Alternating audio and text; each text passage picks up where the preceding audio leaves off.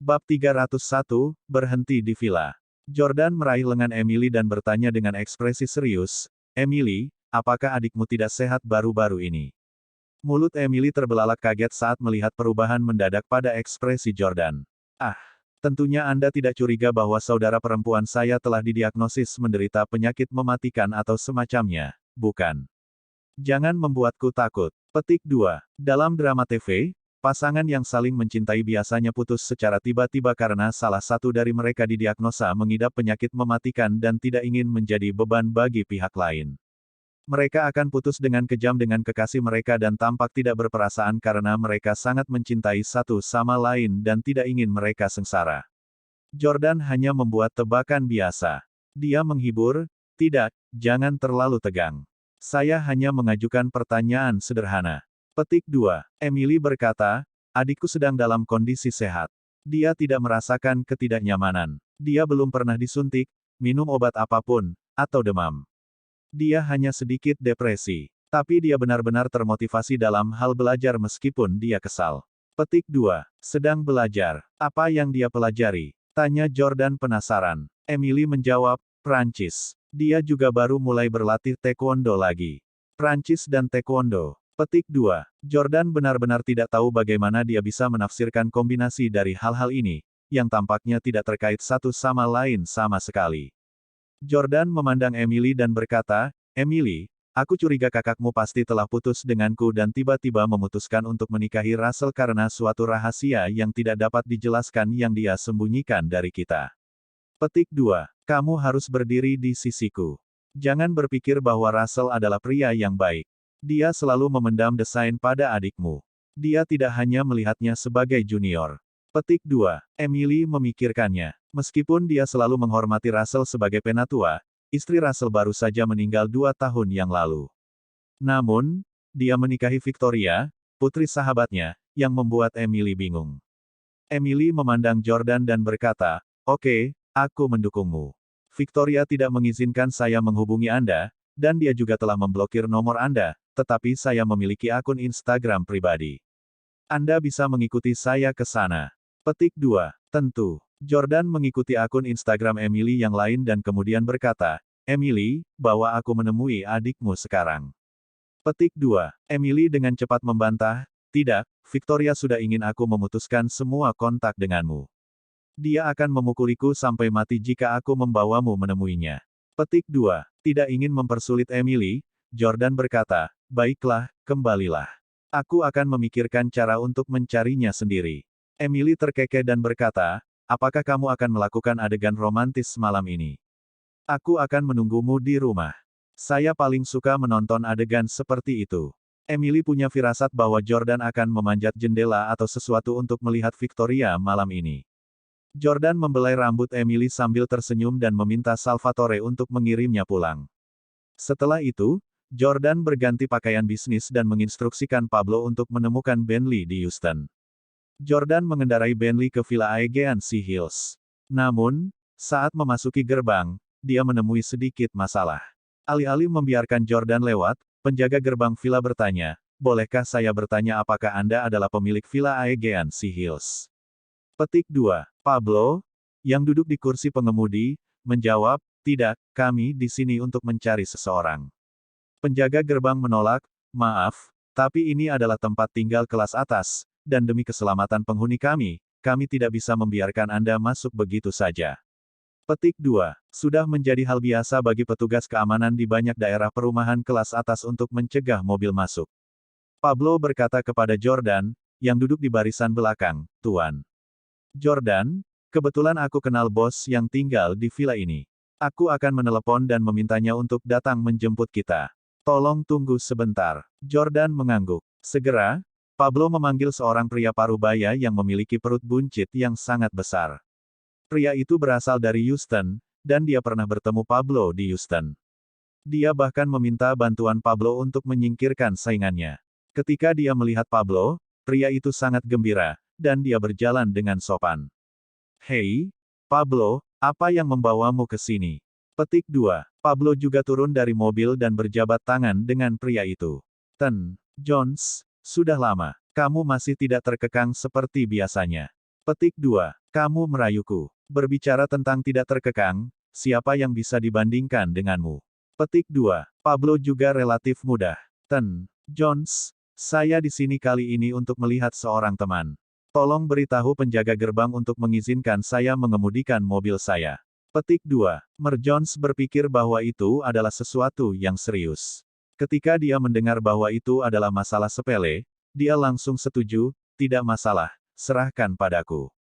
Petik 2. Setelah itu, Pak Jones pergi ke penjaga gerbang dan berkata, saya penduduk di sini. Mereka adalah teman-temanku. Biarkan mereka masuk dengan cepat.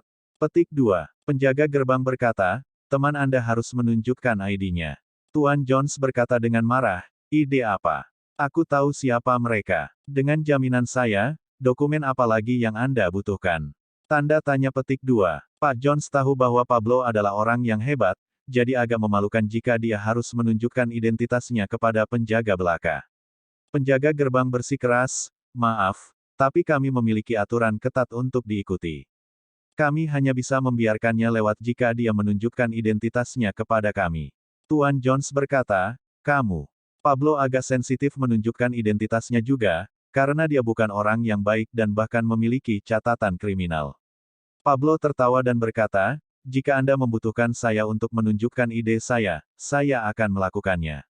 Lagi pula aku bukan buronan nasional. Apakah saya takut menunjukkan ide saya kepada Anda? Petik 2. Pablo menyerahkan ID-nya kepada penjaga dan mengamati ekspresi penjaga dengan hati-hati saat dia berbicara.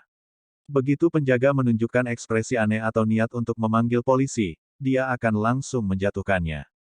Namun, penjaga dari Houston jelas tidak mengenal Pablo sama sekali. Setelah melihat dokumen Pablo, dia mengembalikannya kepadanya. Bisakah saya pergi sekarang?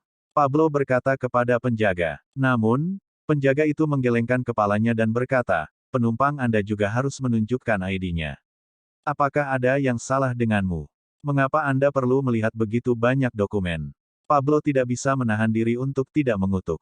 Pablo, Jordan tidak ingin usil, jadi dia sangat ingin melihat Victoria dan mendapatkan penjelasan yang jelas darinya. Selain itu, Jordan juga tidak melakukan kesalahan. Oleh karena itu, dia menyerahkan ID-nya. Cepat, lihat. Pablo berkata dengan kesal sambil menyerahkan ID-nya kepada penjaga. Yang mengejutkan, ekspresi penjaga berubah setelah melihatnya. Maaf, tapi kamu tidak bisa masuk. Apa katamu? Kenapa kita tidak bisa masuk? Pablo bertanya. Penjaga itu berkata, saat ini, hanya penduduk yang diizinkan masuk. Karena Anda bukan penduduk di sini, Anda tidak bisa masuk. Petik 2. Pablo sangat marah. Peraturan macam apa itu? Tidak bisakah aku masuk untuk mencari seseorang? Pemilik tempat tinggal sudah di sini untuk menerima saya, dan Anda tidak mengizinkan saya masuk. Haruskah saya membeli villa di sini sebelum saya bisa masuk? Petik 2. Kamu pikir aku tidak mampu membeli villa di sini? Lihat mobil jenis apa yang saya kendarai. Penjaga itu tersenyum dan melihat plat nomornya. Kalian bukan dari kota ini. Saya yakin Anda menyewa Bentley itu, iya. Petik 2. Bab 302, Memeras Jordan. Pada saat ini, penjaga lain di pintu berjalan mendekat dan menunjuk ke Pablo dan Bentley Jordan. Dia berkata, ya, mereka menyewa Bentley ini. Saya tahu pemilik mobil ini, dan itu bukan mereka. Penjaga gerbang mengejek, jadi seseorang menggunakan mobil sewaan untuk berpura-pura menjadi orang kaya untuk memasuki villa kami. Kalau begitu, terlebih lagi, kami tidak bisa membiarkanmu masuk. Pablo berkata dengan marah, itu omong kosong. Bentley memang bukan milik Pablo dan Jordan, melainkan salah satu teman Pablo di Houston. Karena Jordan dan yang lainnya datang dengan pesawat pribadi dan tidak memiliki mobil di Houston, Pablo pasti meminta rekan-rekan gangsternya untuk mendapatkan beberapa kendaraan berkelas. Namun, mereka tidak menyangka para penjaga mengenalinya dan bahkan mengejek mereka karena berpura-pura kaya. Penjaga gerbang mengejek, jika Anda tidak mampu membeli villa, tersesat. Jangan menghalangi pintu masuk. Penghuni kami akan segera datang. Pablo sangat marah sehingga dia kembali ke mobil dan berkata kepada Jordan, Tuan Jordan, bolehkah aku meminjam anting-anting berlianmu? Jordan mengangguk, dan Pablo mengambil anting-anting berlian sebelum berjalan menuju penjaga gerbang lagi. Buka matamu lebar-lebar dan lihat ini. Itu anting-anting berlian senilai $57 juta. Sepasang anting ini cukup untuk membeli puluhan villa di sini. Petik 2. Mata Merjons berbinar saat melihat itu. Ya Tuhan, Pablo, apakah anting-anting ini adalah Apollo dan Artemis yang legendaris? Bagaimana Anda mendapatkan barang yang luar biasa seperti itu? Petik 2. Pablo, kamu harus mengenalkanku pada penumpang di mobilmu. Siapapun yang memiliki pengetahuan akan berlutut di tempat ketika mereka melihat sepasang anting-anting yang bernilai 57 juta dolar. Namun, penjaga gerbang tertawa dan berkata, kamu pasti bercanda. Bagaimana bisa sepasang anting-anting yang jelek bernilai 57 juta dolar? Hahaha, apa menurutmu aku belum pernah ke sekolah sebelumnya? Petik 2. Itu benar, anting-anting ini jelas palsu. Harganya mungkin paling banyak 5 dolar, kata penjaga gerbang lainnya. Pablo sangat marah. Menampilkan aksesori yang mengesankan seperti itu kepada penjaga gerbang hanyalah buang-buang waktu. Pablo mengembalikan anting-anting itu dan berteriak pada para penjaga, apakah kalian akan membiarkan kami lewat atau tidak? Jika tidak, aku akan melumpuhkanmu. Petik 2. Kau akan menghajar kami, kan? Cepat panggil polisi. Penjaga gerbang juga tidak takut. Pada saat ini, Jordan melangkah keluar dari mobil. Bahkan di malam hari, aura Jordan bisa menonjolkan kehebatannya. Pablo, tidak perlu berdebat dengan sekelompok penjaga. Jordan menghentikan gerakan Pablo. Karena berbicara dengan sekelompok bukan siapa-siapa ini seperti berbicara dengan dinding, dia berpikir bahwa dia mungkin juga pergi langsung ke atasan mereka. Cari tahu siapa pemilik Villa Aegean Sea Hills, dan kita akan langsung menemui bosnya, perintah Jordan. Iya, Pablo segera menelepon seorang teman untuk menanyakan hal itu. Setelah beberapa panggilan telepon, Pablo melapor ke Jordan, Tuan Stelle, pemilik Villa Aegean Sea Hills, bernama Clinton Whiteley, seorang raja real estate lokal yang sangat terkenal. Saya baru saja menyebutkan nama Anda kepadanya, dan dia sekarang bergegas. Oke, karena Clinton tahu tentang Jordan dan J Corporation, semuanya akan lebih mudah ditangani. Pablo menunjuk kedua penjaga dan berkata, ketika bos Anda datang nanti, saya ingin Anda bersujud kepada saya dan mengakui kesalahan Anda di depannya. Petik 2. Namun, para penjaga masih tidak takut. Ini adalah aturan yang ditetapkan oleh atasan. Kami tidak melakukan kesalahan apapun. Kenapa kami harus meminta maaf padamu? Petik 2. Melihat betapa percaya diri para penjaga dan bagaimana mereka tampak tidak takut kehilangan pekerjaan, Jordan samar-samar merasa ada yang tidak beres. Apalagi jika hanya pemiliknya yang bisa masuk, bagaimana Emily bisa masuk sekarang? Emily tidak memiliki tempat tinggal di sana, dan Russell adalah satu-satunya pemilik rumah di sana. Mungkinkah aku sengaja menjadi sasaran? Jordan memikirkannya. Segera, Bentley lain datang ke pintu masuk Villa Aegean Sea Hills. Selanjutnya, seorang pria parubaya berusia 40-an sekitar 1,6 hingga 1,7 meter sampai dia berjalan. Itu adalah bos di sini, Raja Real Estate, Clinton. Ketika Clinton melihat Jordan, dia langsung tersenyum dan maju. Hei, kamu pasti Tuan Stelle, pemilik J Corporation, kan? Senang bertemu denganmu. Melihat bahwa Clinton telah mengambil inisiatif untuk menyambut Jordan dengan sopan, Pablo tahu bahwa masalah ini harus diselesaikan. Jordan umumnya tidak mau berurusan dengan agen real estate yang berantakan ini. Namun, sekarang, Jordan bersikap ramah karena dia baik. Jordan tersenyum dan berkata, Tuan Whiteley, halo, senang bertemu denganmu. Clinton berkata, Tuan Stelle, Anda adalah orang yang hebat dalam memimpin layanan kurir dan takeaway, dan saya selalu ingin bergabung dengan industri ini juga. Petik 2. Jordan tertawa dan berkata, Anda terlalu sopan, Mer Whiteley. Jika kita memiliki kesempatan, kita bisa bekerja sama di masa depan.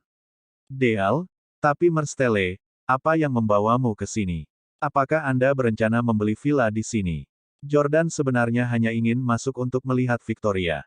Dia tidak pernah berpikir untuk membeli rumah di sini sama sekali. Namun, dia tidak mengharapkan penjaga gerbang di sini begitu rumit untuk membuat Clinton keluar. Sejak bosnya datang, Jordan merasa malu untuk tidak membelinya. Apalagi Victoria memilih untuk tinggal di sini, jadi dia harus menyukai lingkungan. Karena dia suka di sini, Jordan akan membelikannya villa untuk tinggal di villa yang dibeli Jordan di masa depan, bukan milik Russell. Jordan berkata, itu benar, aku akan membeli satu, tapi aku sedang terburu-buru untuk menemui seseorang sekarang. Biarkan saya masuk sementara saya meminta orang lain untuk membayar besok. Sebagai CEO miliarder terkenal, dia masih bisa membeli villa.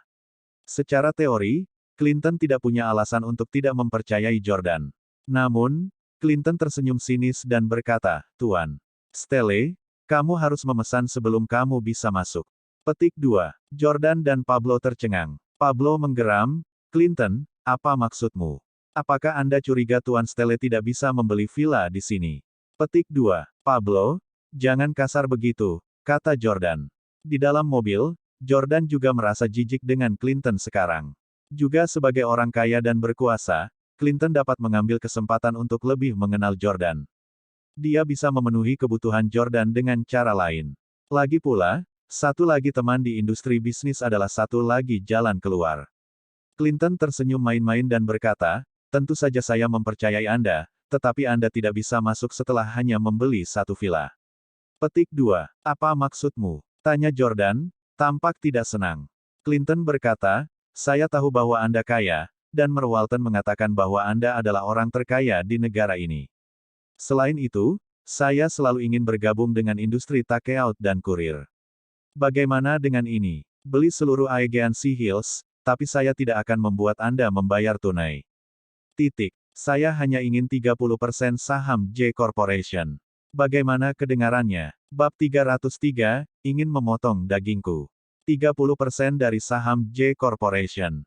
Clinton benar-benar menuntut banyak. J Corporation telah mengakuisisi beberapa perusahaan yang terdaftar dan sekarang menjadi pemegang saham terbesar Ubreats. Nilai pasar perusahaan saja adalah 15 miliar dolar. 30% dari saham J Corporation setidaknya beberapa miliar dolar. Sebuah villa di Aegean Sea Hills berharga paling banyak beberapa juta dolar. Biaya membangun satu jauh lebih rendah. Bagaimana dia punya nyali untuk meminta begitu banyak dari Jordan? Jordan memandang Clinton dan berkata, "Tuan Whiteley, ini pemerasan terang-terangan. Tahukah Anda berapa nilai 30% saham J Corporation? Beraninya kau menukar villa jelekmu denganku dengan bagianku." Clinton tertawa dan berkata, "Ya, saya tahu villa saya tidak bernilai 30% dari saham di perusahaan Anda." Petik 2. Tapi persetujuanmu sulit didapat. Tuan Stelle, Anda sangat kaya, bukankah seharusnya mudah bagi Anda untuk membuat J Corporation yang lain? Jordan terdiam. "Aku mungkin kaya, tapi bukan berarti aku harus melakukan perbuatan baik seperti itu, kan?" Clinton tertawa dan menjawab, "Bukankah itu kebetulan? Anda ingin memasuki villa dan tanpa persetujuan saya, Anda tidak akan bisa masuk bahkan jika Anda kaya." Petik 2. Tak terkekang. Clinton Whiteley, Anda jelas mencoba memeras Tuan Stelle. Pablo sangat marah. Meskipun Clinton tersenyum di permukaan, ada kebencian tersembunyi dalam senyumnya. Clinton memandang Pablo yang nakal dan berkata, "Ya, saya keluar untuk memeras Tuan Stelle." Apa? Jordan dan Pablo sama-sama tercengang. Pengembang real estate pendek di depannya sebenarnya sangat belak-belakan untuk memberitahu Jordan secara langsung bahwa dia memerasnya. Dengan tatapan membunuh di matanya, Jordan berkata, "Tuan Whiteley, tahukah Anda bahwa saya dapat mengambil nyawa Anda berkali-kali dengan 30% saham itu?" Jordan sangat lugas. Dia juga tidak bodoh, jadi dia lebih suka menggunakan uang itu untuk menyewa seorang pembunuh daripada memberikan 30% saham J Corporation kepada Clinton. Namun, Clinton masih tak kenal takut. "Ten Stelle, ini Houston dan Anda baru di tempat ini, jadi jangan sampai membuat kesalahan konyol. Anda tidak bisa mengalahkan orang lokal meskipun Anda mungkin kuat di tempat lain. Apa kau mencoba menakutiku dengan mobil sewaanmu itu? Hah? Selain itu, saya memiliki pengawal untuk melindungi saya, dan jika Anda berani mengacau dan membiarkan orang-orang Anda masuk ke sini, saya akan segera memanggil polisi." Petik 2. Saya ragu Anda berani melawan polisi. Clinton tampak yakin bahwa Jordan pasti akan menundukkan dan dengan patuh memberikan 30% saham perusahaannya kepadanya demi melihat Victoria. Victoria adalah wanita favorit Jordan, untuk siapa dia akan kehilangan segalanya, apalagi 30% dari saham J Corporation. Namun, Jordan tidak bodoh. Dia tahu bahwa Clinton jelas memiliki rencana terencana untuk memerasnya, jadi Jordan tidak ingin menjadi bodoh dan menyerah pada triknya. Dia tidak akan memberikan 30% dari saham kerajaannya hanya demi melihat Victoria. Jordan memandang Clinton dan berkata, kamu seharusnya menjadi bawahan Russell, kan? Petik 2. Clinton dan Pablo sama-sama terkejut, karena mereka tidak menyangka Jordan tiba-tiba menyebut Russell. Bahkan, ketika penjaga di pintu melihat ide Jordan, Pablo merasa ada yang aneh dengannya. Mengapa dia hampir tidak bereaksi ketika dia melihat ide saya tetapi dia bereaksi sangat intens ketika dia melihat ide Jordan? Hanya ada satu kemungkinan, dan itu adalah seseorang yang sebelumnya sudah menduga bahwa Jordan akan datang, jadi dia dengan sengaja meminta penjaga untuk memantau setiap orang yang masuk. Begitu mereka menemukan Jordan, mereka segera mulai mengincarnya. Clinton, seorang raja real estate, secara mengejutkan datang larut malam hanya dengan satu panggilan telepon. Itu mungkin sudah direncanakan sebelumnya. Clinton tidak menyangkalnya dan malah berkata, "Saya tahu Russell. Lagi pula, kami berdua pengusaha di Houston dan bisnis kami agak berkembang. Anda pasti tidak akan percaya jika saya mengatakan bahwa saya tidak mengenalnya." Haha, Jordan berpunuk dengan dingin. Dia sudah mengerti apa yang sedang terjadi. Russell pertama-tama memanfaatkan kelalaian Jordan terhadap Victoria untuk mengkritik Jordan sebelum membujuknya untuk menikahinya. Setelah itu, dia mengatur agar Victoria menginap di villa temannya Clinton di Aegean Sea Hills. Russell tahu Jordan pasti akan datang ke sini untuk mencari Victoria, jadi Russell dan Clinton datang untuk mempersulit Jordan terlebih dahulu, menuntut agar dia memberi Clinton 30% dari saham J Corporation untuk memasuki villa. Baiklah, Russell Miller, betapa beraninya kau menikahi Victoria. Ternyata kamu hanya menggunakan Victoria sebagai umpan untuk memerasku demi uang. Russell adalah seorang pengusaha yang cerdik, dan Jordan merasa dia punya alasan untuk melakukannya. Jordan tidak akan jatuh untuk tipuannya, apalagi melompat ke dalam perangkap Russell setelah menyadari apa itu.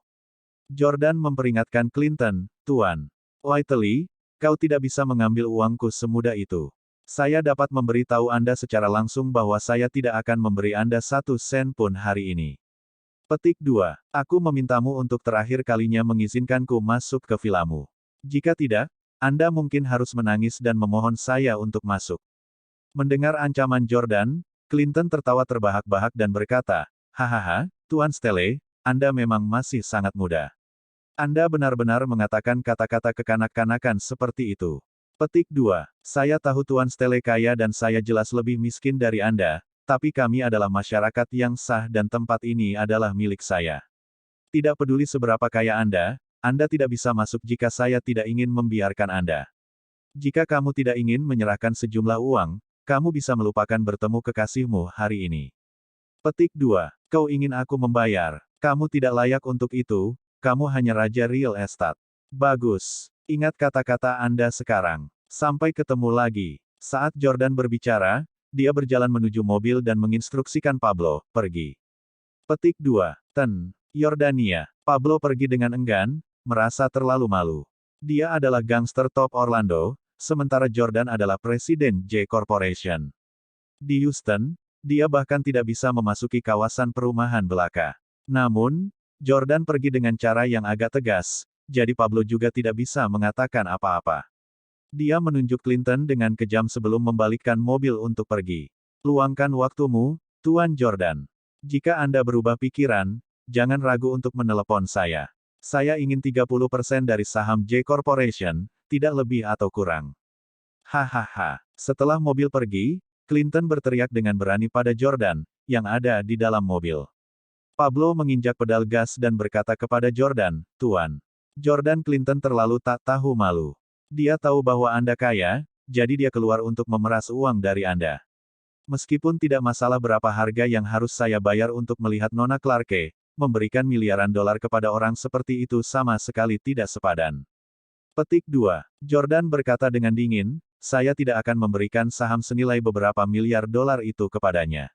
Itu bukan lagi hanya konfrontasi antara Jordan dan Clinton, tetapi antara Jordan dan Russell. Itu juga merupakan pertukaran pukulan pertama mereka. Jika dia bahkan tidak bisa berurusan dengan Clinton, Jordan tidak akan memenuhi syarat untuk melawan Russell, apalagi merebut Victoria dari Russell. Jordan menelepon seseorang dan berkata, "Kirimkan saya nomor telepon semua manajer umum, Perry Express, Ubreats, dan semua perusahaan di bawah J Corporation di Houston."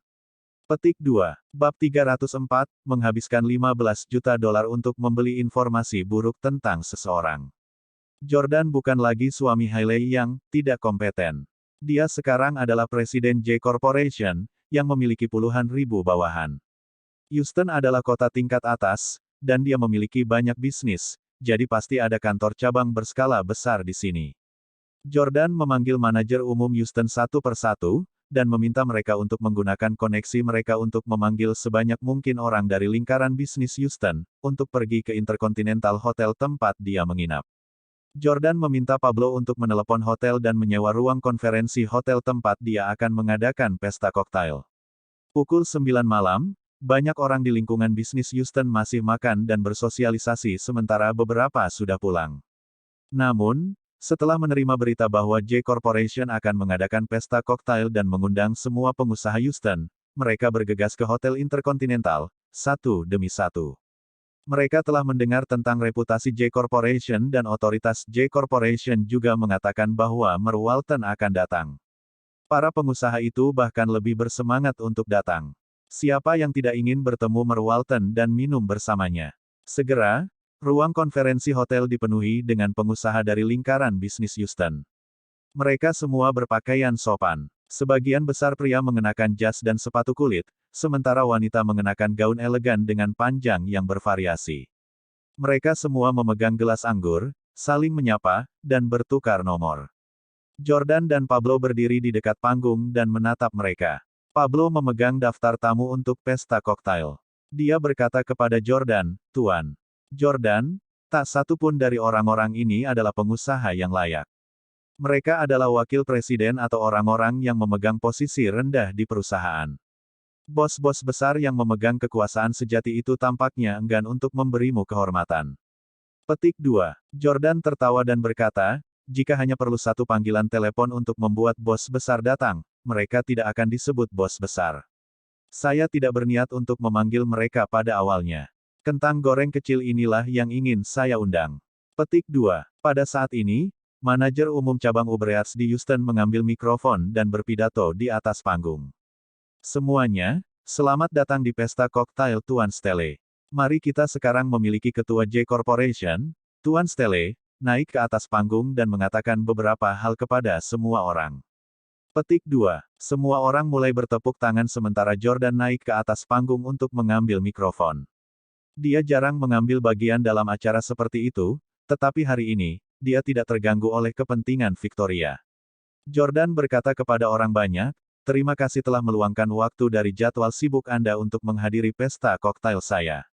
Saya ucapkan terima kasih." Petik 2. Ini pertama kalinya saya di sini di Houston. Ini adalah kota yang indah, dan saya sangat ingin bertemu dengan beberapa teman dari Houston, jadi saya mengatur pesta koktail ini. Petik 2. Namun, ada tujuan lain dari pesta ini selain mengizinkanku untuk memiliki beberapa teman laki-laki. Ratusan orang di atas panggung diam-diam mendengarkan pidato Jordan. Setelah menjadi pengusaha selama bertahun-tahun, mereka semua mengerti bahwa Jordan hanya bersikap sopan dengan mengatakan bahwa dia ingin berteman dengan mereka. Mengapa Presiden J Corporation, yang bernilai miliaran dolar, mau repot-repot berteman dengan orang-orang seperti dia? Hal berikutnya yang akan diungkapkan Jordan mungkin adalah agenda sebenarnya untuk mengadakan pesta koktail ini. Jordan bertanya, "Apakah Anda semua kenal seorang pengusaha di Houston, bernama Clinton Whiteley?" Seseorang di bawah panggung menjawab, "Ya, dia seorang raja real estate." Petik 2. Villa Aegean Sea Hills miliknya. Jordan mengangguk dan melanjutkan, "Saya bersedia membayar 15 juta dolar untuk membeli berita kontroversial apapun yang Anda miliki tentang Clinton Whiteley. Selama Anda memberi saya cukup bukti tentang Clinton Whiteley, 15 juta dolar akan diberikan kepada Anda." Mendengar ini, langsung terjadi kegemparan di tempat pesta koktail. 15 juta. Astaga, bagaimana Clinton menyinggung Tuan Stelle? 15 juta hanya untuk satu berita dan bukti kontroversial. Sayangnya, saya belum menghubungi Clinton Whiteley. Tidak, saya harus menelepon dan bertanya kepada teman saya apakah dia tahu. Aku akan menelepon juga. Tuan Stelle sangat kaya, dia menjanjikan 15 juta dolar. Aku yakin dia tidak akan memberontak. Semua orang mulai menelepon. Jordan berkata, "Semuanya, Anda dapat memberitahu teman-teman Anda tentang ini juga sehingga mereka semua memiliki kesempatan untuk memenangkan 15 juta dolar." Petik 2. Jika ada yang memiliki informasi untuk diungkapkan, silakan datang ke kamar saya untuk menemui saya. Kamar saya adalah Presidential Suite di lantai paling atas. Petik 2. Setelah mengatakan itu, Jordan meninggalkan ruang konferensi. Pablo mengikuti Jordan dan menekan tombol lift untuknya terlebih dahulu. Setelah memasuki lift, dia bertanya, "Tuan Stelle, bagaimana Anda begitu yakin bahwa ada bukti yang menentang Clinton Whiteley? Apakah kamu mengenalnya?" Rencana Jordan sudah jelas. Karena Clinton ingin memeras Jordan untuk miliaran dolar, Jordan menghabiskan 15 juta dolar untuk mendapatkan bukti yang memberatkannya. Mungkin ada beberapa bukti kejahatannya di antara mereka. Ketika saatnya tiba, Jordan akan memiliki bukti dan dia tidak perlu menghabiskan beberapa miliar untuk membuatnya berkompromi. Clinton telah lama memohon padanya. Tentu saja, Pablo sudah menebak apa yang ingin dilakukan Jordan, tetapi dia tidak mengerti mengapa Jordan begitu yakin bahwa ada bukti yang menentang Clinton. Mungkinkah mereka berdua sudah saling kenal sejak beberapa waktu lalu? Jordan berkata, "Pablo, aku mendengar dari Frank bahwa kamu suka belajar. Saya sarankan Anda membaca beberapa buku tentang kemanusiaan." Petik 2. Jika Anda bisa mengerti, Anda akan menyadari bahwa permintaan Clinton agar saya memberinya beberapa miliar dolar sudah cukup untuk menunjukkan betapa jahatnya dia. Petik 2. Nyali dan kejahatannya jelas tidak berkembang dalam semalam tetapi seiring waktu. Sama seperti kalian para gangster. Saya yakin tidak ada dari Anda yang terlahir dengan nyali untuk membunuh seseorang dengan segera. Anda pasti telah mengembangkan keberanian Anda dengan pertengkaran kecil sejak Anda masih kecil. Petik 2. Pablo mengangguk dan berkata, "Jadi, Tuan Stelle, Anda berasumsi bahwa Clinton Whiteley pasti telah memeras banyak orang sebelumnya, itulah sebabnya dia berani memprovokasi Anda." Petik 2. Jordan berkata, "Seperti mereka yang bekerja di industri hiburan, semua pengusaha memiliki latar belakang yang rusak. Bahkan tanpa menganalisis ini, mayoritas memiliki bukti yang menentang mereka. Mari kita tunggu dengan tenang."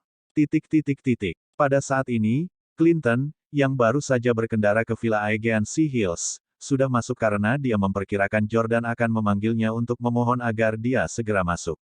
Di dalam villa mewah, Clinton setinggi 1,67 meter sedang memeluk wanita cantik berkaki panjang 1,75 meter yang berusia awal 20-an. Dia jelas bukan istri Clinton. "Clinton, apa yang membuatmu begitu bahagia hari ini?" Si cantik berkaki panjang bertanya dan mengambil sebuah apel, yang kemudian dia berikan kepada Clinton. Clinton menggigitnya dan tertawa. "Hehe, aku akan segera mendapatkan 30% saham J Corporation. Russell adalah teman yang cukup setia. Dia tidak lupa menghitung saya dalam kesepakatan yang bagus." Petik 2. Korporasi J. Perusahaan macam apa itu? Apakah itu sangat mengesankan? Tanya wanita cantik itu. Clinton menamparkan kaki panjang si cantik dan berkata, "Tampaknya Anda hanya bertambah tinggi tetapi otak Anda tidak berkembang. Bagaimana mungkin Anda tidak tahu tentang J Corporation? Jika saya mendapatkan 30% saham J Corporation, saya akan menjadi orang besar di industri takeout dan kurir lokal." Petik 2. Hah, itu terdengar sangat mengesankan. Clinton, Anda tidak bisa mencampakkan saya setelah Anda mendapatkan saham itu, kata si cantik dengan genit. Clinton tertawa sinis dan berkata, "Itu akan tergantung pada kinerja Anda." Hahaha. Pada saat ini, ponsel Clinton tiba-tiba berdering. "Halo, apa katamu? Jordan menghabiskan 15 juta dolar untuk mendapatkan bukti terhadap saya." Petik 2. Bab 301, berhenti di villa. Jordan meraih lengan Emily dan bertanya dengan